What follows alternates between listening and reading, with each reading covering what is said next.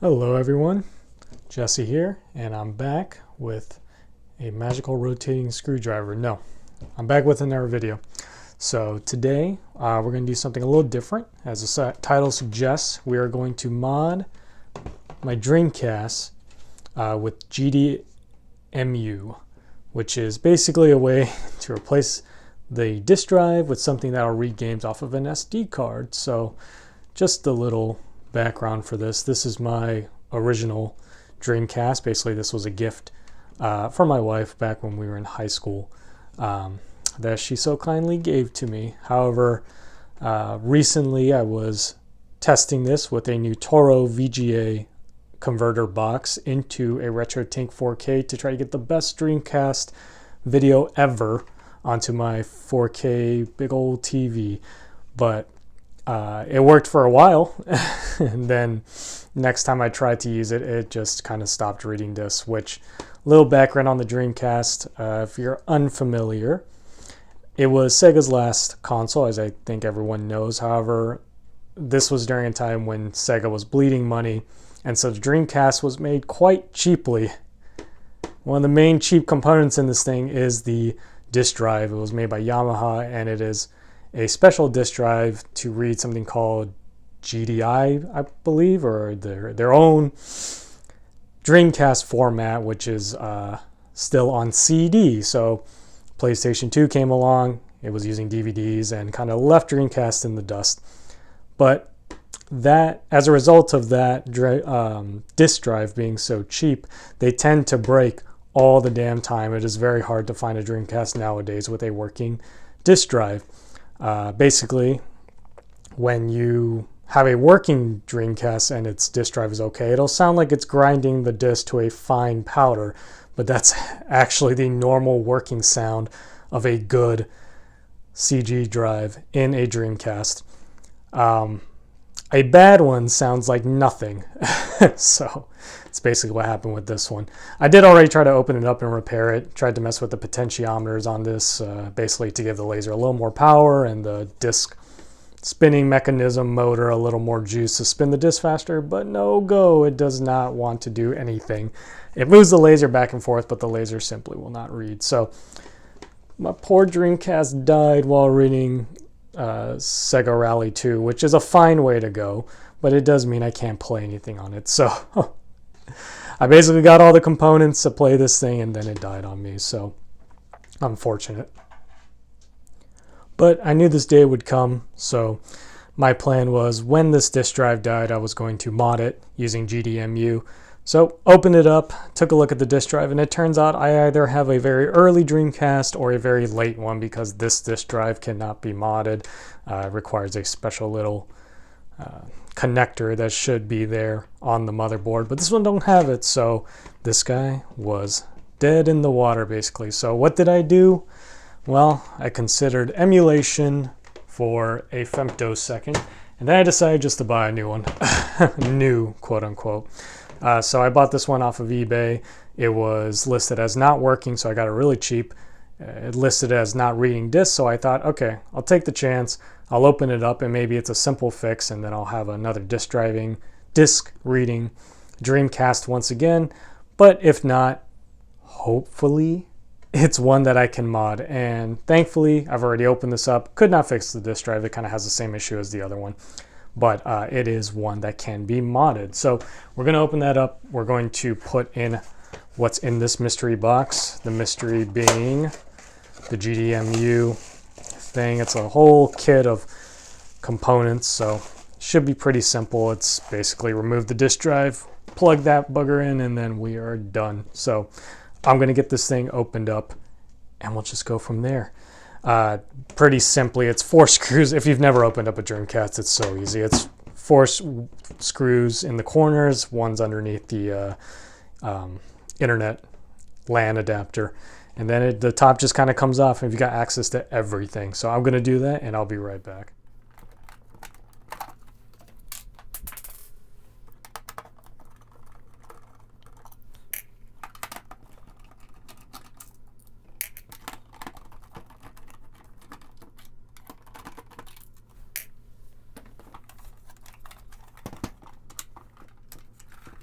And we're in. So this is the Dreamcast without the top on, and I've got my GDEMU kit here. So this is basically the heart and brain of the GDEMU. It's just this board with an SD card reader and a slot that plugs in right here. This is, by the way, a clone. It's not the original GDEMU as far as I can tell.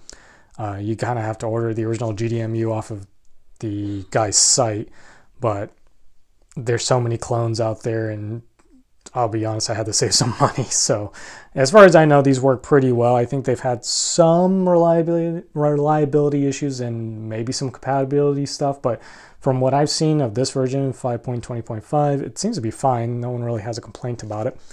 And then this kit includes this piece that goes through the top of the Dreamcast disk drive to allow you to hot swap SD cards, because unlike anything from the PS1 era and stuff like that, Dreamcast games are a little bit bigger, so you may need to hot swap out SD cards to run your backups. And because I have the entire Dreamcast library that I definitely own, I have an entire folder full of every single backup, so I will be needing to swap out cards. That being said, I did prepare a 128 gigabyte card already.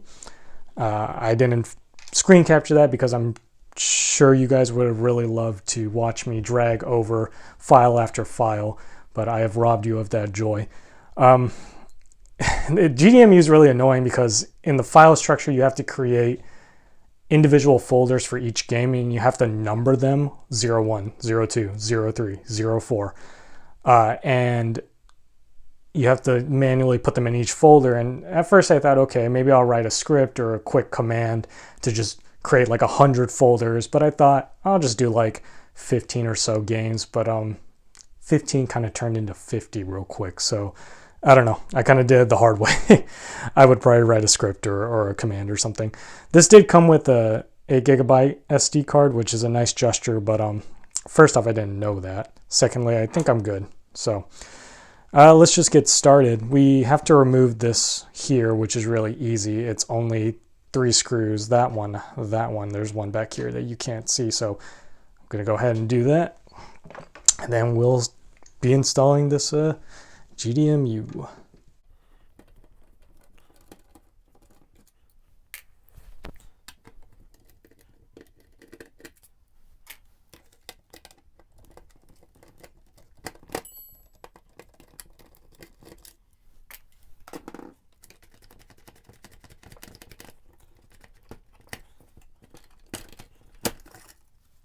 Okay, so this is now all off. So yeah, this is the entire disk drive unit of the Dreamcast. This part is technically the part that reads the disk, right? And there's not actually any screws holding this down. I can't quite get it out. Oh, there we go.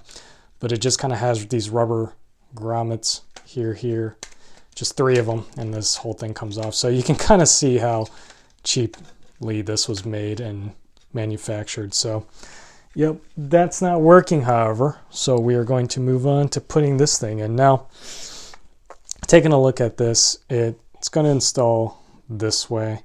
And I believe they give us some standoffs to get that screwed in at a proper height, which is one of these.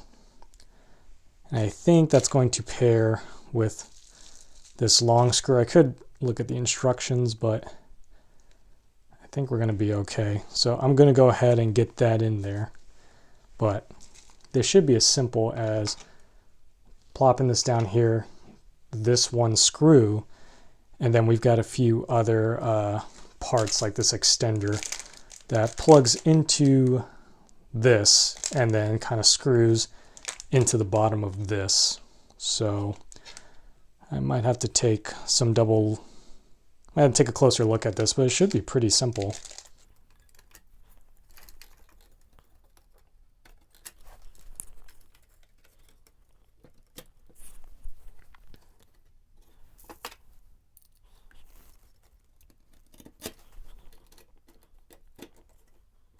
So it took me a second to figure out how to actually mount this SD card extender. So it turns out see, it has screw holes here and here because I think this is just a generic SD card extender.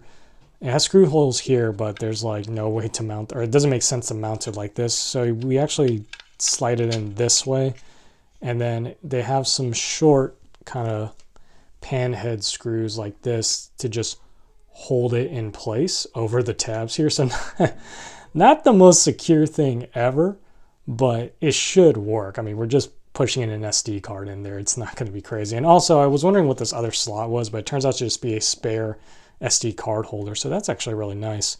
I actually didn't realize what that was for. So I'm going to go ahead and put this together, and then probably I think would be easiest is to mount this to the top of the case first and then assemble it all. So back in a moment. Well, that was very easy and not frustrating whatsoever. Okay, it wasn't that bad, but that screw right there was really fighting me. So they were very short, small screws, and that's really tucked in there. So not that big a deal, but yeah, could be better. Also, you'll notice that my GDEMU is no longer mounted onto the Dreamcast. And that's because I've realized that this setup version kit, whatever, has it mounted directly to this plastic piece, which will then plug into that part. So we're going to do that now. And then after you screw that onto there, you screw this part onto the Dreamcast case there. Now, how the fuck am I supposed to tuck away this ribbon cable? You got me, man. I'm not 100% sure. You don't want too severe of a kink in your ribbon cable because that could damage it, but I can't, sorry, I'm doing this off camera, but I can't see any other way of, that's all the way in, yeah. Can't see any other way of doing this without just going to the extreme like that. I don't know how I feel about that, but yeah, those two screws are going to go in there like that, and then this is going to sit under there once I put it down. I mean, it should be okay. So, you know, ribbon cables are more robust than I think people give them credit for, but definitely bending them to a severe kink like that can ruin them. But I've already pushed it up already, so might as well go for it. So yeah, back in a moment, I'm going to basically screw this down and get it mounted on there. And I think we'll be done. Again, it's these two screws that go through here and here onto this, and then there's a screw that goes there, and then there's the standoff that goes there. Goes here, and then there's that screw hole back there. So, all right, let's just do this thing. It's installed now. So, a few things I learned from doing this. This little button was being pretty annoying to actually line up with the micro switch under here. I think I'm assuming it's some sort of reset, but for whatever reason, it kept getting stuck and was kind of pushing onto the PCB itself. I'm still quite worried about that SD card extender, but I think it's okay. Something I guess I learned here is that the two screws that go into this can't be that tight. So if you're doing this yourself, don't crank down on them, just get them tight enough to hold the PCB onto this thing, because really what's holding this all down is this screw and then the one back here. If you want this kit yourself, I'll link it in the description. I got it off of Amazon. It came from China, and just a forewarning, it took a fair amount of time to get here. It got here faster than its predicted shipment delivery date, but it still took a while.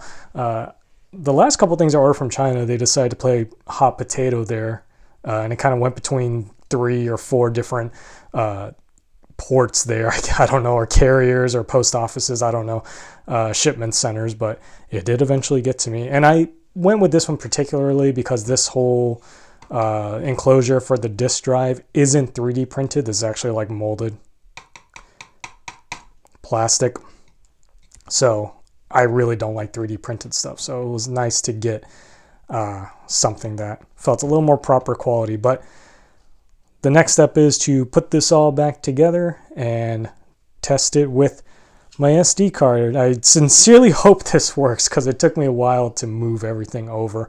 They're all on the GDI format. This can do CDI, but I have heard there's some compatibility issues, whereas GDI just works for everything. They just tend to be a little bit bigger. But because I have a 128 card, that fits pretty much everything I want. So I just stuck with this. If this doesn't work, then maybe we'll pop in this and see what's on there. More than likely Soul Calibur. They always put Soul Calibur on these things. So anyways, we're going to pop this in, and then we're going to try to play Illbleed, which is the title or the point of this whole video.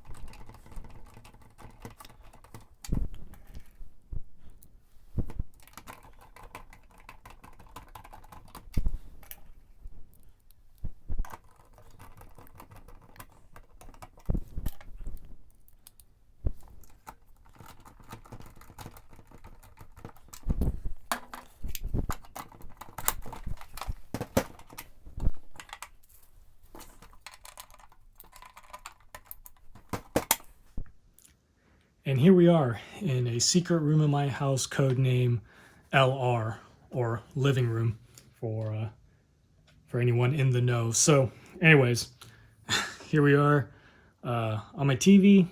I'm on my Retro Tink. I've got my Dreamcast controller. Please excuse the camera pointed at a Screen-O-Vision. I don't have a capture card, and I'm just a bit too lazy even if I had one. So let's go ahead and turn on the Dreamcast. That's the beautiful beep of a dead VMU. It is definitely November 27th, 1998. Let's see.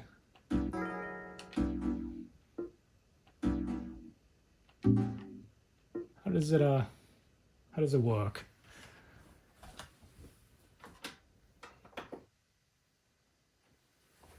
I'm gonna have to look at the manual. We had my SD card set up incorrectly. So yeah, this is the 8GB one that comes with it, and as predicted, it has Soul Calibur. Never fails. Interestingly, Dead or Alive 2 kind of makes sense. Soul Calibur, sure, but then we got Spawn, Crazy Taxi 2. I don't know what this is. Boot Dreams and Ghetto Pong. Ghetto Pong. We have to check out Ghetto Pong, right? It's like, how can you not after being offered a game with that name? So basically I had my original SD card formatted incorrectly, so that's being fixed right now, and I'm getting games copied over to it. So we will be playing Contra? No, we will be playing Illbleed once that's fixed, but we have to check out Ghetto Pong. I think. Are we going to check out Ghetto Pong? No. What the fuck is this? Oh. Is this an NES emulator? Is this just gonna blow up my what the fuck is this? It's gonna blow. Dance Dance Revolution Mario Mix. I can play Super Mario Classic Collection. I have option, just the one.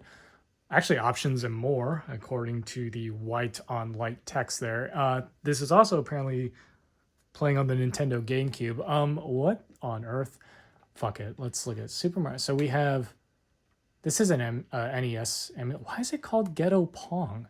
And it doesn't seem like everything has a picture. This is very clearly just like bootleg ROMs, ROM hacks. What? Oh God, Action 52. What the fuck? Okay, we are not gonna do this. What are the options? Input, player 1, player 2, video, full screen, stretch, blah blah blah blah. NES type, yeah. So just why is it?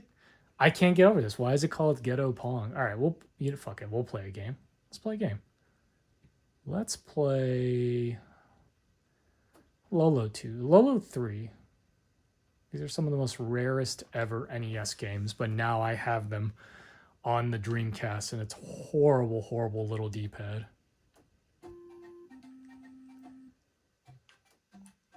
Wow. Kind of look like they have boobs on their backs. Anyways, I'm going to get my SD card working with Illbleed, and I will be right back.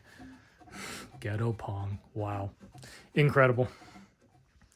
Hey, yay! My SD card is working now. Yeah, so just as suspected, it was just formatted wrong. So here we are with all the games I actually want on my Dreamcast. I realize now that maybe splitting this up into 2 or 3 SD cards would actually be the smarter move, because it did take a while to load up roughly 50 games here. So it might be smarter to maybe split them up into like 20 games for each SD card, but no matter. What's most important is we have Illbleed. It's right there, number 16. Speaking of the numbers, like I mentioned earlier, the setup for this thing in terms of the file structure is pretty annoying. You have to make numbered folders and put games in individual numbered folders, and that's how it actually organizes stuff here. It does not do it alphabetically, which means if you forget to add a game like me, it ends up just kind of have to go at the bottom, such as Carrier, which now sits here at number 48 when it should really be somewhere up here in the 6 or 7. So that's annoying. And once I decide to add more games, I may just make another SD card or write a script to reorganize stuff, one or the other. Also, another thing is I don't know what in the GDEMU software menu determines the disk images, but some of these are wrong, or at least they look wrong to me, such as Dead or Alive 2. I don't recall that being the disk or it being upside down either, but for what I can tell, you cannot change that. But enough waffling, let's load up Illbleed so I can justify the somewhat clickbaity nature of the title for this video. If you've never played Illbleed or you don't know what it is it's a very strange and unique survival horror game where you're kind of in horror movies and you're using your senses to determine like scenes in horror and blah, blah, blah, blah, blah. You're basically trying to complete these movies in the game, these horror movies. You should definitely play it. It's very weird. It's jank as hell, but it's extremely charming. And it has tons of dithering, so that's always good. Anyways, this is our character. I believe her name is... Actually, I don't remember what her name is. Eriko. That's right. Eriko Christie. So, very strange, but... Yep, so we're in a sort of cinema here. Going into the home run of death. Jimmy, my son. Are they done to you? Yes, I'd like to enter that, please. We're going to skip this because I just want to show you one of the items. And we're not doing a full playthrough or anything. We're just demonstrating that, indeed, this does work. And now I have a Dreamcast, a working Dreamcast with a nice way to play games. Yes, I would like to be this character, please. So yeah, at the top there, you've got your different senses, and I believe this first obstacle you can't avoid. Yeah, it's kind of, yeah, there's copious amounts of blood, but it's stuff like that. But one of the unique items in this that I remember is this, the horror monitor, which is a pair of goggles that allows you to monitor horrors. See? I wasn't lying. Anyways, I'm not going to play this game any longer. It works. I played a little bit of it just to confirm it works. I can't notice any graphical glitches, no sound glitches, and the compatibility seems pretty spot on. So I'm going to deem this mod a success. And I can indeed play Illbleed, finally, and properly. So... that's it for now. Thank you all for watching, and I will catch you guys next time.